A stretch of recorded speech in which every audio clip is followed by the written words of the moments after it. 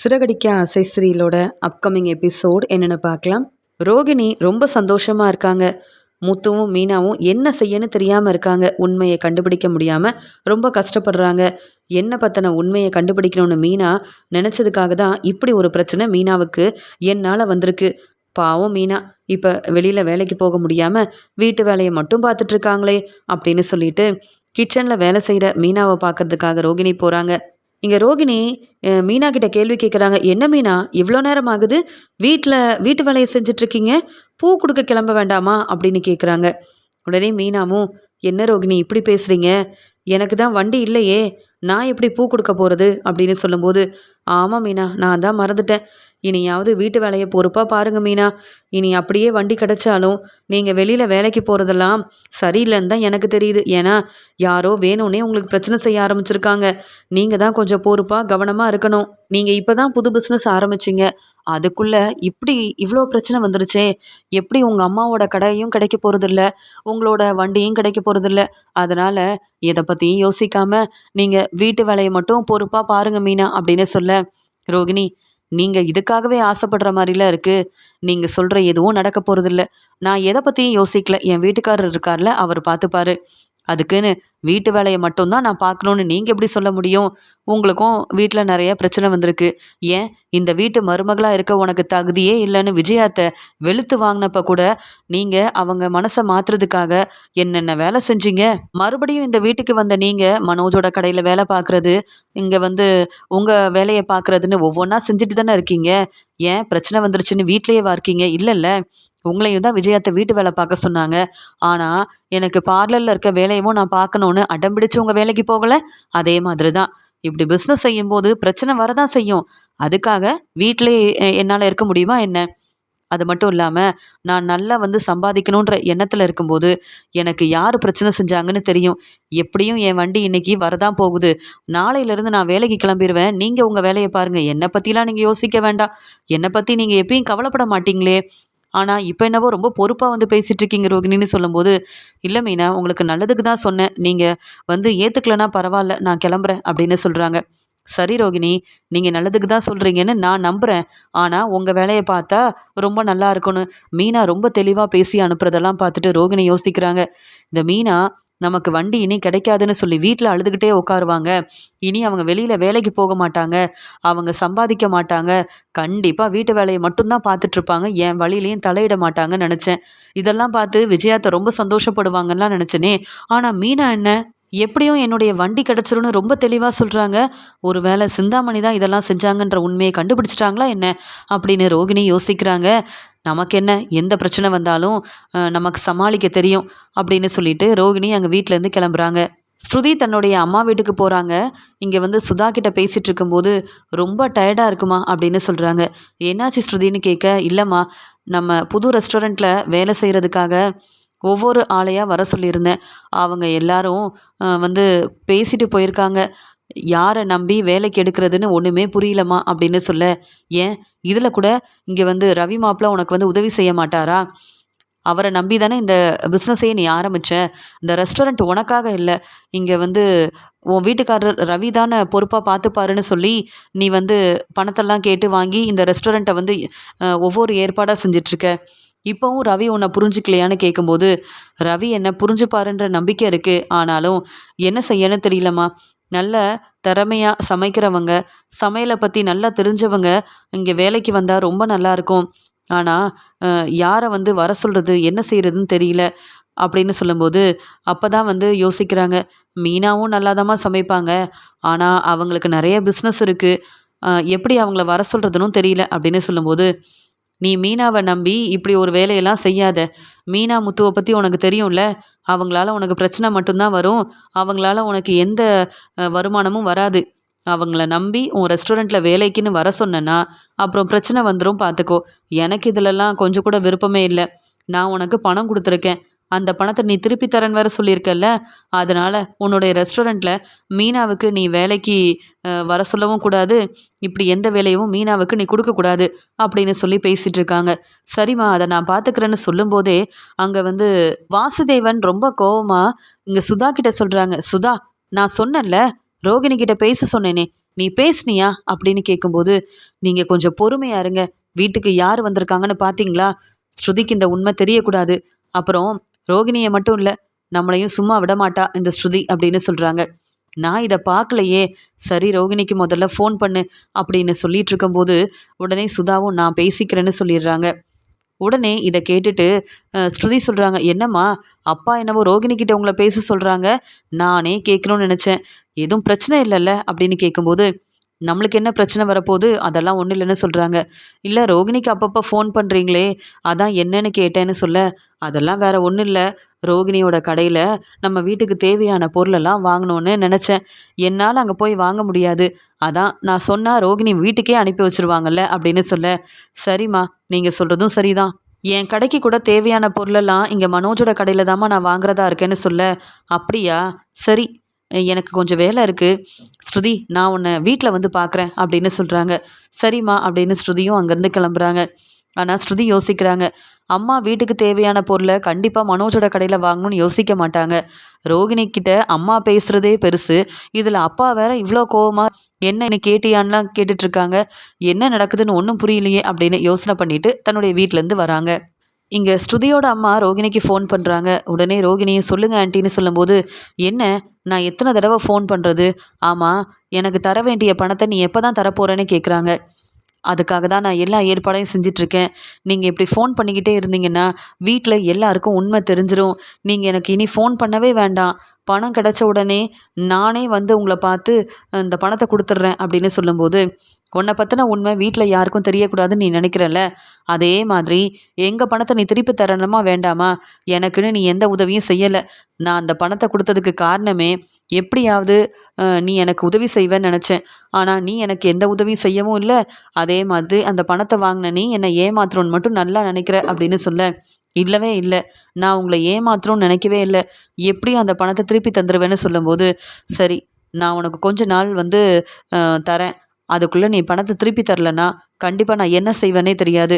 ஏற்கனவே ஸ்ருதி வீட்டுக்கு வந்தப்போ ஸ்ருதி வந்து சந்தேகமாக எதுக்கு நீங்கள் அப்பப்போ ரோகிணிக்கு ஃபோன் பண்ணுறீங்க, ஏதாவது பிரச்சனைனா என்கிட்ட சொல்லுங்கன்னு கேட்டுக்கிட்டே இருந்தா. அப்புறம் ஸ்ருதிக்கிட்ட நான் உண்மையை சொல்லிட்டேன்னா கண்டிப்பாக ஸ்ருதி உன்னை சும்மா விட மாட்டா.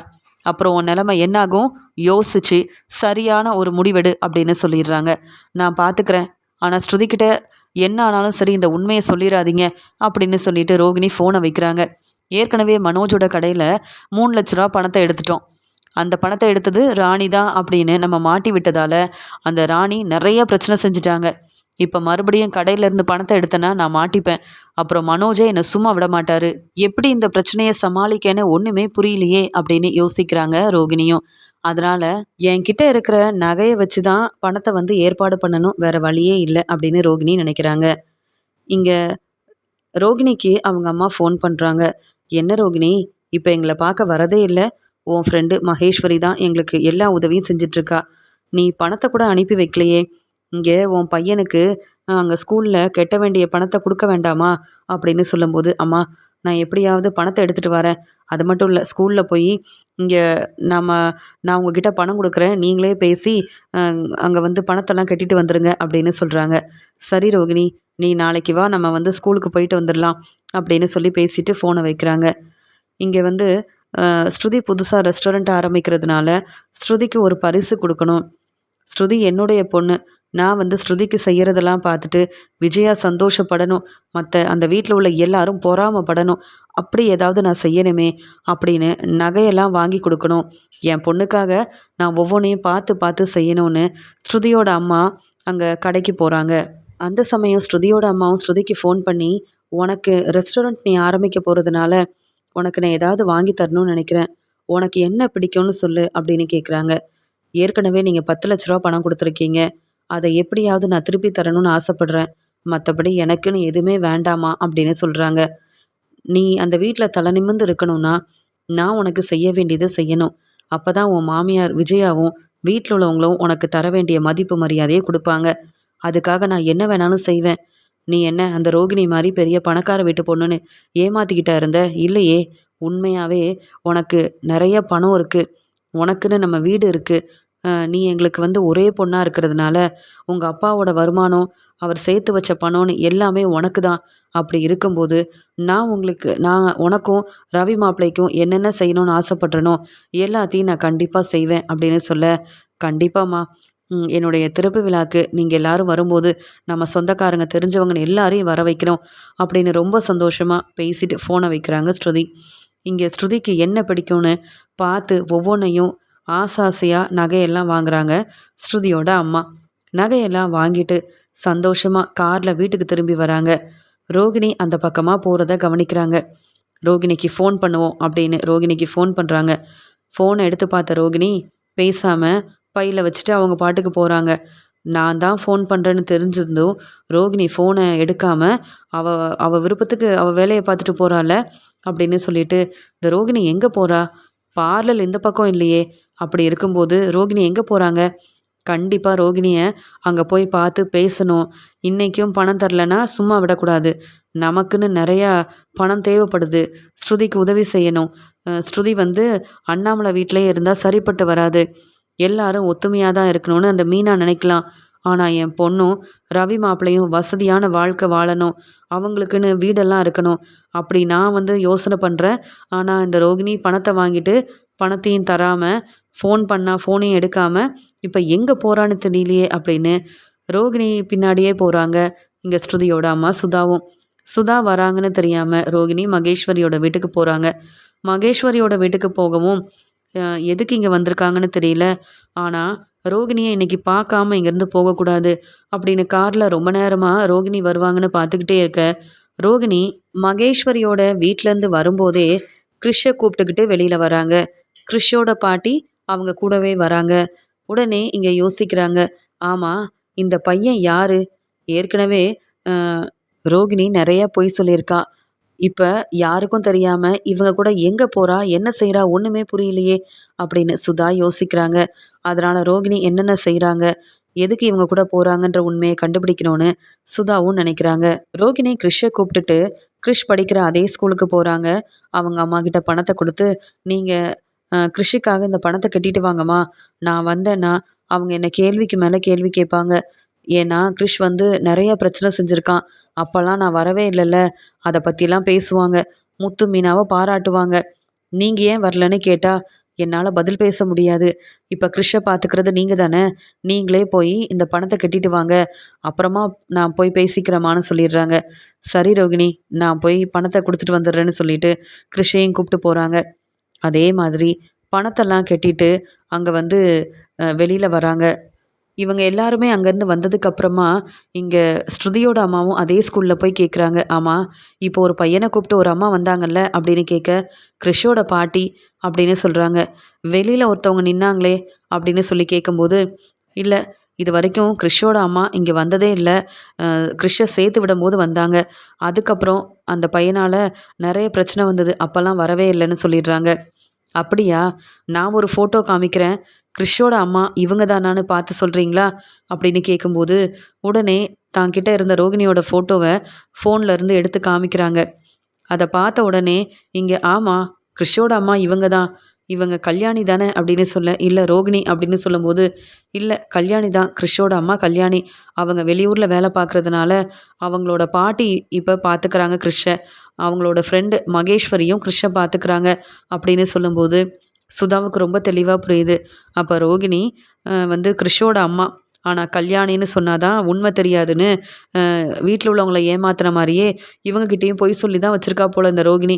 ரோகிணி பெரிய ஆளா இருக்காளே! இவ்ளோ பெரிய உண்மைய மறைச்சிருக்கா? இதெல்லாம் விஜயாவுக்கு தெரிஞ்சா எவ்ளோ பெரிய பிரச்சனை ஆகும்.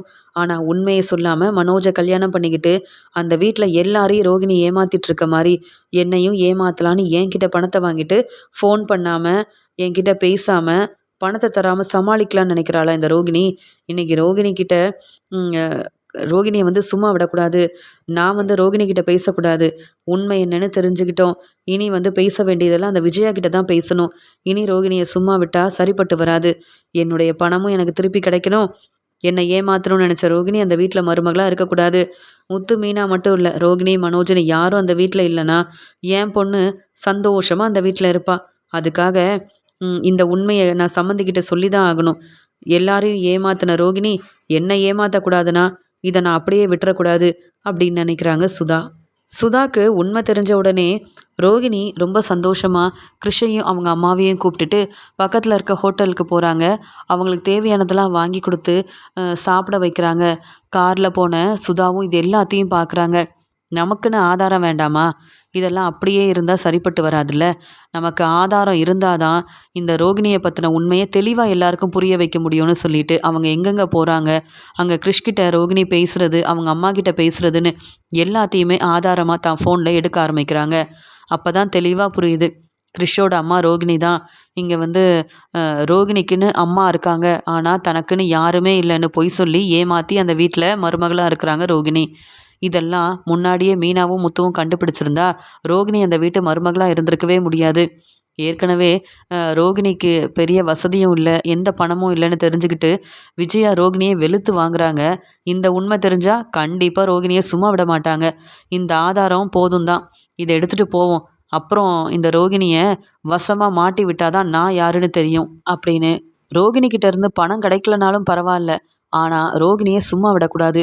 என்ன தானே ஏமாத்தணும்னு திட்டம் போட்டு என்கிட்ட வந்து பணத்தை வாங்கினா இந்த ரோகிணி. ரோகிணியை பற்றின உண்மையை நான் சொல்கிறது மட்டும் இல்லாமல் ரோகிணி அந்த வீட்டு மருமகளாகவே இனி இருக்க போகிறதில்ல அப்படின்னு உடனே சுதாவும் அங்கேருந்து கிளம்பி வராங்க. இங்கே சுதா வீட்டுக்கு வராங்க. உடனே அண்ணாமலை வாங்க சம்மந்தி வாங்க அப்படின்னு சொல்லி கூப்பிடுறாங்க. உடனே விஜயாவும் சம்மந்தி நீங்களா? நீங்கள் வரதா ஸ்ருதி என்கிட்ட சொல்லலையே, நீங்களும் ஃபோன் பண்ணவே இல்லை, நீங்கள் வாங்க சம்மந்தி அப்படின்னு சொல்லிட்டு மீனாவை கூப்பிடுறாங்க. மீனாவும் நான் காஃபி எடுத்துகிட்டு வரேன்னு சொல்லும்போது, மீனா என்னம்மா ஆச்சு? உன் வண்டியை யாரோ எடுத்துகிட்டு போயிட்டாங்களாமே அப்படின்னு கேட்க, அதெல்லாம் கிடச்சிரும், நான் பார்த்துக்கிறேன். எனக்கு இருக்கிற பிரச்சனையை எப்படி சமாளிக்கணும்னு தெரியும் அப்படின்னு சொல்ல, இல்லை ஸ்ருதியோட அப்பாவுக்கு நிறைய பேர் தெரியும், அவங்கக்கிட்ட சொன்னால் கண்டிப்பாக உனக்கு உதவி செய்வாங்க, உன்னுடைய வண்டி கிடைக்க நாங்கள் உதவி செய்கிறோன்னு சொல்லும்போது, வேண்டவே வேண்டாம், நீங்கள் எதுக்கு வந்தீங்களோ அந்த வேலையை மட்டும் பாருங்கள், எனக்கு உதவி செய்ய என் வீட்டுக்காரர் இருக்காரு, எங்கள் பிரச்சனையை நாங்கள் பார்த்துக்குறோம் அப்படின்னு சொல்லிடுறாங்க மீனா. உடனே விஜயாவும் என்ன சம்மந்தி நீங்கள் கொஞ்சம் கூட மதிப்பு மரியாதை தராத இந்த மீனாக்கு வேற உதவி செய்கிறேன்னு சொல்கிறீங்க, அப்படியே நீங்கள் உதவி செஞ்சாலும் உங்களை என்ன இவங்க 2 பேரும் பாராட்டவா போகிறாங்க? முத்துவும் நம்மளை மதிக்க மாட்டாங்க, இந்த மீனாவும் எதிர்த்து தான் பேசுவா.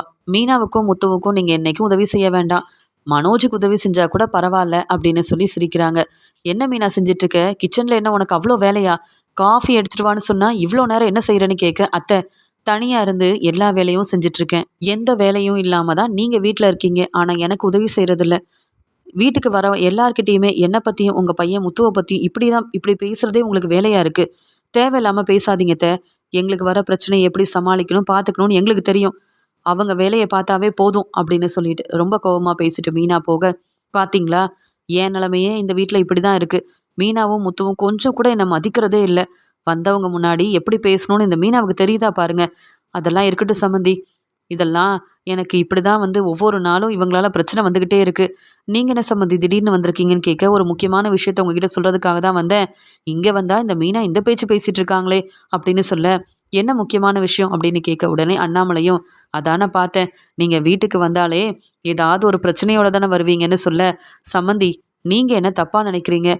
நம்ம எல்லாரும் ஒரே குடும்பமாக இருக்கிறதுனால யாரும் உங்களை ஏமாத்திடக்கூடாதுன்னு நான் நினைக்கிறேன், நல்லது செய்ய தான் வந்தேன், அதை புரிஞ்சுக்காம இப்படி பேசுகிறீங்களேன்னு சொல்கிறாங்க சுதா. அந்த சமயம் அங்கே ஸ்ருதியும் ரவியும் வராங்க. வாங்க மாப்பிள்ள நல்லா இருக்கீங்களான்னு கேட்டுட்டு இங்கே பேசிகிட்டு இருக்க, என்னம்மா நீங்கள் வரேன்னு சொன்னீங்க, திடீர்னு வீட்டுக்கு வந்திருக்கீங்க, இப்போ தான் எங்களுடைய வேலையை முடிச்சுட்டு நாங்கள் வீட்டுக்கு வரோன்னு சொல்லும்போது, ஸ்ருதி நல்ல வேலை எனக்கு ஒரு உண்மை தெரிஞ்சுது, அதை சொல்லிட்டு போகலாமேன்னு தான் வந்தேன், நான் வேணும்னே இங்கே வரல, உனக்காக உன்னுடைய ரெஸ்டாரண்ட் திறப்பு விழாக்கு பரிசு கொடுக்கணும்னு நகையெல்லாம் வாங்க போயிருந்தேன், நகையெல்லாம் வாங்கிட்டு வரும்போது இந்த ரோகிணியை பார்த்தேன்னு சொல்ல, ரோகிணியை தானே, பார்லரில் ஏதாவது வேலை இருந்திருக்கும், இல்லை ஏதாவது ஃப்ரெண்டை பார்க்கறதுக்காக போயிருப்பா அப்படின்னு சொல்கிறாங்க விஜயாவும். இல்லை சம்மந்தி, நீங்கள் ரோகிணியை புரிஞ்சுக்கிட்டது அவ்வளவுதான், ரோகிணி எவ்வளோ பொய் சொல்லி ஏமாத்திட்டு இருக்காங்கன்னு உங்களுக்கு தெரிய மாட்டேங்குது, மீனாவை கூட நம்பிடலாம் போல, ஆனால் ரோகிணியை என்னைக்கும் நம்பவே கூடாது, இன்னும் அந்த ரோகிணி திருந்தவே இல்லை, பொய் சொல்லி ஏமாத்திக்கிட்டு தான் இருக்காங்க அப்படின்னு சொல்ல, உடனே அண்ணாமலை என்ன சொல்ல வரீங்க, தெளிவாக பேசுங்க, ரோகிணியை பற்றி சொல்ல வந்திருக்கீங்கன்னு தெளிவாக புரியுது, ஆனால் ரோகிணி அப்படி என்ன தான் செஞ்சா அப்படின்னு கேட்கும்போது, உடனே ஸ்ருதியும் ஆமாம்மா, நீங்கள் என்ன சொன்னாலும் நீங்கள் சரியாக தான் சொல்கிறீங்களான்னு யோசித்து பேசுங்க, அப்படி ரோகிணி என்ன தப்பு பண்ணாங்க, அதுக்கான ஆதாரம் உங்ககிட்ட இருக்கா, இல்லைனா இந்த வீட்டில் உள்ளவங்க நீங்கள் என்ன சொன்னாலும் நம்ப மாட்டாங்க, விஜயாத்தியை பற்றி உங்களுக்கு தெரியும்ல, தேவையில்லாமல் பிரச்சனை செய்யாதீங்கம்மா, அப்புறம் முத்துக்கு இதெல்லாம் தெரிஞ்சால் சும்மா விட மாட்டாரு அப்படின்னு ஸ்ருதி சொல்லும்போது, என்ன ஸ்ருதி, மற்றவங்க என்ன நம்பலனா பரவாயில்ல, நீ என்னுடைய பொண்ணு, நீயுமா நம்ப மாட்ட? இன்னைக்கு ரோகிணி தன்னுடைய பையனை பார்க்கறதுக்காக போயிருந்தா. இதெல்லாம் உங்களுக்கு தெரியுமா? ரோகிணிக்கு ஏற்கனவே கல்யாணம் ஆயிருக்கு. அது மட்டும் இல்லை, இந்த ரோகிணியோட பையன் கிறிஷ், அவன் படிக்கிற ஸ்கூலுக்கெல்லாம் நான் போனேன் அப்படின்னு சொல்கிறாங்க. என்னது கிறிஷா அப்படின்னு கேட்க, நம்ம வீட்டில் இருந்த கிறிஷை பற்றியா பேசுகிறாங்க அப்படின்னு அண்ணாமலை கேட்கும்போது, ஆமாம், அந்த பையன் கிறிஷை பற்றி தான் நான் பேசிகிட்டு இருக்கேன்.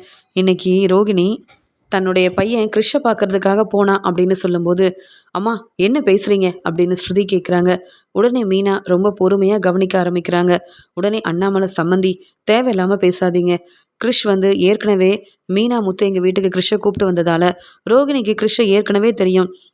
எங்கேயாவது போகும்போது கிறிஷை பார்த்துருக்கலாம், அவங்க பேசியிருக்கலாம். நீங்கள் தப்பாக புரிஞ்சுக்கிட்டு என்னென்னவோ சொல்லாதீங்க. என்ன விஜயா, சம்மந்தி இப்படி பேசுகிறாங்கன்னு அண்ணாமலை கேட்க, உடனே விஜயாவும், என்ன சம்மந்தி, நீங்கள் சரியாக எதையும் புரிஞ்சிக்காமல் பேசுகிறீங்களா என்னன்னு கேட்கும்போது, உங்களுக்கும் கிறிஷை பற்றி தெரியும்ல, ஆனால் இன்றைக்கி தான் நான் கிறிஷோட ஸ்கூலுக்கு போனேன். அது மட்டும் இல்லை, அங்கே வேலை பார்க்குறவங்க கிட்ட கிறிஷை பற்றி கேட்டேன். அது மட்டும் இல்லாமல் கிறிஷோட பாட்டியவும் கிறிஷையும் அங்கே கூப்பிட்டு போனதே ரோகிணி தான். அப்படி தெரிஞ்சவங்களா மட்டும் இருந்திருந்தா ரோகிணி அங்கே கூப்பிட்டு போயிருக்க மாட்டாங்க. எல்லாரும் ஹோட்டலில் போய் சந்தோஷமாக சாப்பிட்டது, இங்கே ரோகிணி அவங்க அம்மா கிட்ட பேசுனதுன்னு அதுக்கான ஆதாரம் என்கிட்ட இருக்குங்க. நான் ஏன் பொய் சொல்லணும்? நான் ரோகிணி மாதிரி பொய் சொல்ல மாட்டேன், ஏமாற்ற மாட்டேன். இந்த உண்மையை கண்டுபிடிக்கணும்னு நான் நினைக்கல. அங்கே வர வழியில் ரோகிணியை பார்த்தேன். அவங்க ஏற்கனவே எனக்கு 2 லட்ச ரூபா பணம் கொடுக்கணும். அந்த பணத்தை பற்றி பேசலாம், பணத்தை கொடுக்காம ஏமாற்ற பார்க்குறியான்னு கேள்வி கேட்கலான்னு நினச்சேன். ஆனால் ரோகிணி இப்படி எங்கெங்கே போகிறாங்கன்னு பார்க்கும்போது தான் தெரிஞ்சது, ரோகிணிக்கு ஏற்கனவே கல்யாணம் ஆயிருக்கு. கிறிஷ் ரோகிணியோட பையன்தான். இந்த ஆதாரத்தை பாருங்க சம்மந்தி, உங்கள் மருமக ரோகிணியோட லட்சணம் என்னன்னு இப்போ பார்த்தா தான் உங்களுக்கு புரியும். நான் சொல்கிறதெல்லாம் நீங்கள் நம்ப மாட்டீங்க. உங்கள் மருமக லட்சணத்தை பாருங்க அப்படின்னு சொல்லி அங்கே ஆதாரத்தை எல்லாருக்கிட்டேயுமே புரிகிற மாதிரி சொன்னது மட்டும் இல்லாமல் ஆதாரத்தை காமிக்க, இதை பார்த்த உடனே மீனா ரொம்பவே பேரதிர்ச்சியோட, ஆமாம், இந்த ஸ்கூலில் தான் கிறிஷ் படிக்கிறான். அப்பப்போ நாங்கள் போகும்போது இந்த ஸ்கூலில் தான் கிறிஷை பார்க்க போவோம். நான் இந்த ஸ்கூலில் தான் பூ கொடுத்துட்ருந்தேன் அப்படின்னு சொல்கிறாங்க. அப்போ இங்கே கிறிஷுக்கு ஸ்கூலில் பணம் கட்டுறது எல்லாமே ரோகிணி தானான்னு சொல்ல, ஆமாம், ரோகிணி தன்னுடைய பையனுக்காக தானே பணம் கட்டுவாங்க அப்படின்னு சொல்லும்போது பேரதிர்ச்சியோடு எல்லாருமே பார்க்க ஆரம்பிக்கிறாங்க. அப்போ சம்மந்தி சொன்னது எல்லாமே உண்மை. ரோகிணி இங்கே கிறிஷை கூப்பிட்டுட்டு பெரிய ரெஸ்டாரண்ட்டுக்கு போயிருக்காங்க.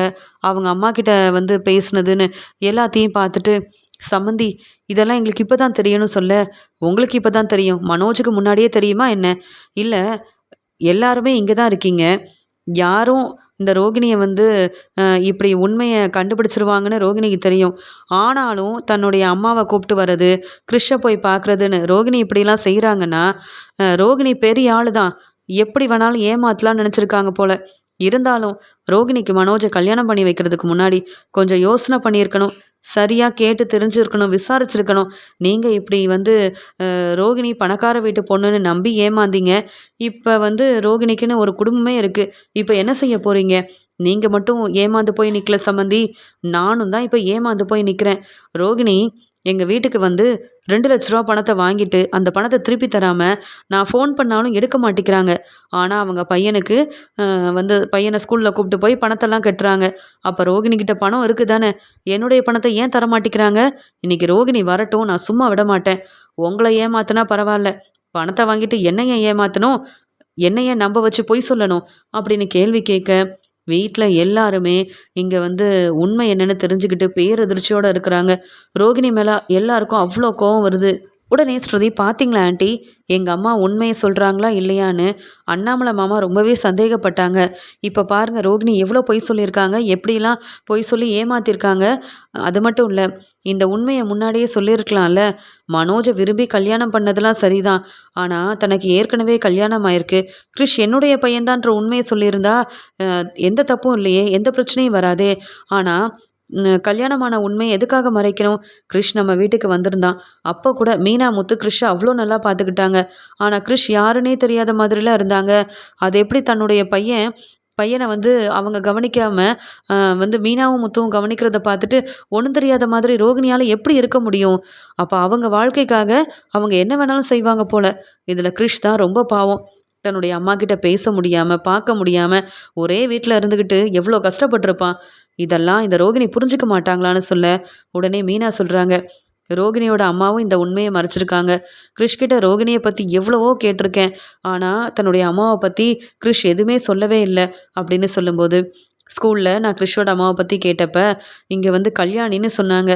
உங்களுக்கு இந்த உண்மை தெரிஞ்சிடக்கூடாதுன்னு உங்கள் எல்லார்கிட்டேயும் ரோகிணி வந்து என்னெல்லாம் பொய் சொல்லியிருக்காங்க பாருங்க அப்படின்னு சொல்லும்போது வீட்டில் உள்ள எல்லாருமே பேரதிர்ச்சியோடு நிற்கும்போது உடனே அங்கே மனோஜ் வராரு. என்னம்மா, என்ன ஸ்ருதி, உங்கள் அம்மா வந்திருக்காங்க, இன்றைக்கும் உங்கள் ரெஸ்டாரண்ட்டுக்காக பணம் கொடுக்க வந்திருக்காங்களான்னு கேட்க, இல்லை மனோஜ், இப்போ பணம் கொடுக்க வரல, எனக்கு உதவி செய்யவும் வரல, உங்கள் வாழ்க்கையில் பெரிய பிரச்சனை செஞ்ச ரோகிணியை பற்றி உண்மையை சொல்கிறதுக்காக வந்திருக்காங்கன்னு சொல்ல, என்னது, ரோகிணியை பற்றி பேசுகிறதுக்காக வந்திருக்காங்களா, எதுக்கு, இவங்க எதுக்கு பேசணும்னு கேட்க, இன்னும் ரோகிணியை நம்புறீங்கல்ல, அதனால தான் ரோகிணி என்னென்ன பொய் சொல்லியிருக்காங்க, உங்களை எப்படியெல்லாம் ஏமாத்திருக்காங்கன்ற உண்மை உங்களுக்கு தெரிய வேண்டாமா, அதான் எங்கள் அம்மா வந்திருக்காங்க. எங்கள் அம்மா கிட்ட 2 லட்ச ரூபா பணத்தை ரோகிணி வாங்கின உண்மை உங்களுக்கு தெரியுமா தெரியாதான்னு கேட்க, எனக்கு எதுவும் தெரியாதே, ரோகிணி அப்படி யார்கிட்டையும் பணம் வாங்க மாட்டாளே, அவளுக்கு ஏதாவது தேவை இருக்குன்னா என்கிட்ட சொல்லியிருப்பா, எதுக்கு உங்கள் அம்மா கிட்ட பணம் வாங்கணும், அப்படி பணம் வாங்கியிருந்தா ரோகிணி இந்த உண்மையை மறைச்சிருக்கவே மாட்டா அப்படின்னு சொல்லிட்டு இருக்க உடனே விஜயா சொல்கிறாங்க, போதும் போதும், ரோகிணியை நம்பாதன்னு சொன்னேன், நீ இப்பயும் ரோகிணிக்கு சப்போர்ட் பண்ணுற, முதல்ல ரோகிணிக்கு ஃபோன் பண்ணி இங்கே வர சொல்லு அப்படின்னு சொல்லும்போது, அம்மா, ரோகிணி பார்லரில் வேலையாக இருப்பாம்மா, நான் தான் சீக்கிரமாக வீட்டுக்கு வந்துட்டேன், ரோகிணிக்கு ஃபோன் பண்ணால் எடுத்து பேச மாட்டாமா, ரோகிணிக்கு என்னை விட நிறைய வேலை இருக்குது, பாவமா ரோகிணி பார்லரில் வேலையை பார்த்துட்டு இங்கே கடையிலையும் வந்து வேலையை பார்த்துட்டு எவ்வளோ கஷ்டப்படுறா தெரியுமா, இந்த வீட்டில் இருக்க மற்ற எல்லார விடையும் நிறைய வேலை செய்கிறது என் மனைவி ரோகிணி மட்டும்தான் அப்படின்னு சொல்லும்போது, போதும் மனோஜ், போதும், இதுக்கு மேலே ரோகிணிக்கு சப்போர்ட் பண்ண அவ்வளவுதான், ரோகிணியை பற்றின உண்மை தெரிஞ்சால் இப்படி நீ பேசவே மாட்ட அப்படின்னு சொல்லும்போது, இல்லைம்மா, என்ன பேச வரீங்க, இவங்க எல்லாரும் என்ன வேணாலும் சொல்லுவாங்கம்மா, முத்து மீனா எப்பயும் ரோகிணியை அவமானப்படுத்தணும்னு நினைப்பாங்க, இப்போ என்ன ஸ்ருதியோட அம்மா அந்த வேலையை எடுத்துக்கிட்டாங்களா என்ன, அவங்க ஏதாவது சொன்னாங்கன்னு நீங்கள் என்னென்னவோ வந்து பேசுகிறீங்க அப்படின்னு சொல்ல, நானே ரோகிணிக்கு ஃபோன் பண்ணுறேன் அப்படின்னு விஜயா ரொம்ப கோவமாக ரோகிணிக்கு ஃபோன் பண்ணுறாங்க, ரோகிணியை வர சொல்கிறாங்க. ரோகிணி ரொம்பவே பதட்டமாக வீட்டுக்கு வராங்க. வந்த உடனே ஸ்ருதியோட அம்மா ரோகிணியை பார்த்த உடனே பலார் பலார்னு வெளுத்து வாங்குறாங்க. யாரடி ஏமாத்த பார்க்குற அப்படின்னு கேட்குறாங்க. உடனே ரோகிணி பதில் பேச முடியாமல் ஒவ்வொருத்தரையும் பார்த்து அழ ஆரம்பிக்கிறாங்க. உடனே மீனா, என்ன, அவங்க கேட்குற கேள்விக்கு பதில் பேசவே முடியலையான்னு கேட்கும்போது, என்ன நடக்குதுன்னே தெரியல, எதுக்கு இப்படி செஞ்சீங்கன்னு கேட்குறாங்க ரோகிணி. நானாவது போனால் போதுன்னு விட்டுட்டேன், இன்னும் உன் மாமியார் என்னெல்லாம் செய்ய போகிறாங்கன்னு தெரியுமா அப்படின்னு கேட்கும்போது உடனே ரோகிணி ரொம்ப கோவமா, ஆண்டி, எங்கள் வீட்டுக்கு வந்து எனக்கே இவ்வளோ பெரிய பிரச்சனை செய்கிறீங்களா, எதுக்கு இங்கே வந்தீங்க, எதுக்கு தேவையில்லாமல் பேசுகிறீங்க, எல்லாரும் முன்னாடி என்னை அவமானப்படுத்துறீங்க, நீங்கள் யார் முதல்ல என்னை கேள்வி கேட்குறதுக்குன்னு கேட்கும்போது, அதானே பார்த்தேன், பணத்தை வாங்கின நீ எப்படிலாம் ஏமாத்தணும்னு நினைப்ப, நீ எப்படிப்பட்டவன் எனக்கு தெரியாதா அப்படின்னு சொல்லும்போது, நான் என்ன செஞ்சிட்டேன் அப்படின்னு சொல்ல, அந்த பணத்தை திருப்பி தரேன்னு சொன்னனா இல்லையா, அதுக்கப்புறமும் நீங்கள் வீட்டுக்கு வர வேண்டிய அவசியம் என்ன இருக்குன்னு கேட்க உடனே ஸ்ருதி சொல்கிறாங்க, ஏன், எங்கள் அம்மா வந்தால் உண்மை தெரிஞ்சிடும்னு சொல்லி நினைக்கிறீங்களா, நீங்கள் எதுக்காக எங்கள் அம்மா கிட்ட பணம் வாங்கினீங்க ரோகிணி, என்கிட்ட பணம் கேட்டீங்க, இல்லைன்னு சொல்லிட்டேன், அப்படியே அமைதியாக இருக்க வேண்டியதானே, உங்களுக்கு பணம் தேவைப்பட்டா மனோஜ் பிஸ்னஸ் செய்கிறாரு, அவர்கிட்ட கேட்டிருக்கணும், இல்லை பணம் தேவைப்படுதுன்னு வீட்டில் உள்ள எல்லார்கிட்டையும் சொல்லியிருக்கணும், யாருக்கும் தெரியக்கூடாதுன்னு சொல்லி எங்கள் அம்மா கிட்ட ஏன் பணம் வாங்கினீங்க, போனா போது தெரிஞ்சவங்களாச்சுன்னு பணம் கொடுத்தாங்க, ஆனால் நீங்கள் அந்த பணத்தை திருப்பி தரக்கூடாதுன்னு நினச்சிங்களா, அது மட்டும் இல்லை, நீங்கள் கிறிஷோட அம்மான்ற உண்மை எங்களுக்கு தெரியும்னு சொல்ல உடனே விஜயா கேள்வி கேட்குறாங்க, சம்மந்திக்கிட்ட எதுக்கு பணம் வாங்கினேன், உன் பையன் கிறிஷுக்காக ஸ்கூலில் பணம் கட்டுறதுக்காகவா, இல்லை உங்கள் அம்மாவை பார்த்துக்கிறதுக்காகவா அப்படின்னு கேட்கும்போது, என்ன இது, ஒவ்வொரு உண்மையாக விஜயாத்தை சொல்கிறாங்க, எல்லாரும் நிற்க வச்சு கேள்வி கேட்குறாங்க, இதுக்காக தான் வந்து ரொம்ப கோவமாக ஃபோன் பண்ணி வர சொன்னாங்களா என்ன அப்படின்னு சொல்லி யோசிக்க உடனே அண்ணாமலை, பதில் சொல்லுமா ரோகிணி, பதில் பேசுறியா இல்லையா, நீ செய்கிற ஒவ்வொரு தப்பையும் நாங்கள் பொறுமையாக பார்த்துக்கிட்டே இருக்க முடியாது, நீ மன்னிப்பு கேட்டு அழுத உடனே போனா போதுன்னு நாங்கள் விடவும் முடியாது, நீ கண்டிப்பாக இதுக்காக பதில் சொல்லி தான் ஆகணும், உனக்குன்னு அம்மா இருக்காங்க, உன் பையன் கிறிஷ் இருக்கான், ஏற்கனவே உனக்கு கல்யாணம் ஆயிருக்கு, இந்த உண்மையை சொல்லாமல் எதுக்குமா என் பையன் மனோஜை கல்யாணம் பண்ண, சம்மந்தி சொல்லி தான் உண்மை எல்லாம் எனக்கு தெரிய வந்தது, இன்றைக்கி கிறிஷனை ஸ்கூலுக்கு கூப்பிட்டு போனது, கிறிஷுக்காக அங்கே பணம் கட்டினது, உங்கள் அம்மாவையும் கிறிஷையும் பெரிய ரெஸ்டாரண்ட் கூப்பிட்டு போனதுன்னு எல்லா ஆதாரமும் எங்ககிட்ட இருக்குது, இதெல்லாம் இல்லைன்னு சொல்ல போறியான்னு கேட்க, என்ன இது, யார் பார்த்தாங்க, என்ன ஒன்றுமே புரியலையேன்னு சொல்லிட்டு மனோஜ் அப்படின்னு சொல்ல, எல்லா உண்மையவும் ஸ்ருதியோட அம்மா வந்து சொல்லிட்டாங்க. இப்போ என்ன சொல்ல வர அப்படின்னு கேட்குறாரு மனோஜ். இல்லை மனோஜ், நீயாவது எனக்கு சப்போர்ட் பண்ணுவல அப்படின்னு கேட்கும்போது, எதுக்கு சப்போர்ட் பண்ணணும்? என்னென்னு சப்போர்ட் பண்ணுறது? நான் கூட ரோகிணி தான் இந்த வீட்டில் நிறைய வேலை செய்கிறான்னு உனக்காக சப்போர்ட் பண்ணி தான் பேசினேன். எங்கள் அம்மா தான் இந்த ஆதாரத்தெல்லாம் காமிச்சு உன்னை பற்றின உண்மையை சொன்னாங்க. அது மட்டும் இல்லை, இங்கே ஸ்ருதியோட அம்மா உண்மையெல்லாம் தெரிஞ்சுக்கிட்டு எங்களை வந்துல கேள்வி கேட்குறாங்க. உனக்காக நாங்கள் பதில் சொல்ல முடியாமல் தலை குனிஞ்சு நிற்கிறோம். எதுக்கு நீ பணம் வாங்கின அவங்க கிட்ட? நீ பணம் வாங்க போகிற உண்மையை என்கிட்ட சொன்னியா? இல்லை நீ எதுக்காக தான் இந்த மாதிரி ஒரு வேலையெல்லாம் செஞ்சிட்ருக்க? ஏற்கனவே செஞ்ச பிரச்சனையெல்லாம் பத்தாதா?